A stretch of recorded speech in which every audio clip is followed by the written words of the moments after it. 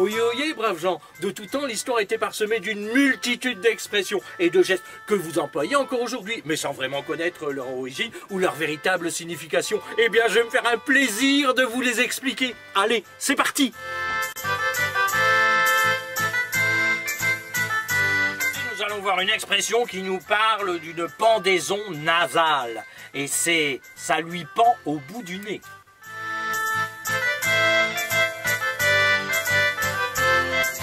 De nos jours, vous utilisez cette expression pour dire que quelque chose de fort fâcheux va arriver à quelqu'un et que le résultat ne se fera pas attendre. Par exemple, l'hiver dernier, ma belle-mère qui fourre son nez partout a voulu mettre le nez dehors. Elle est revenue avec la goutte au nez. Je n'ai point hésité à lui dire « ça vous pend au bout du nez ». Mais d'où vient cette expression ? Cette expression nous vient du Moyen-Âge, et plus précisément de la fin du XIIe siècle. À cette époque, on disait « ça lui pend devant le nez ». Le verbe « pendre » signifiait tout ce qui est fixé par le haut. Si bien que lorsque quelqu'un avançait sans regarder ce qui était fixé en haut, il pouvait se cogner dedans, il pouvait lui arriver malheur.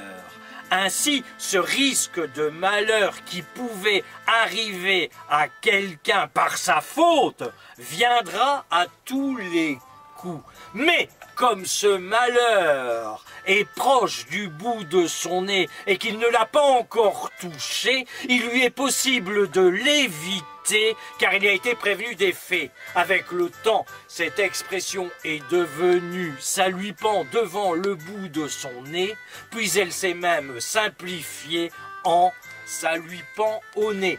Voilà d'où vient cette expression.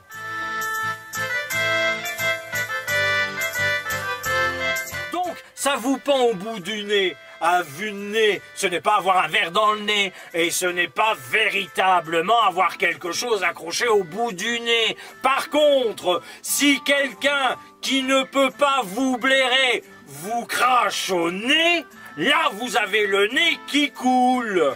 Vous avez quelque chose au bout du nez. C'est QFNé. Allez, au revoir et à bientôt. Au revoir.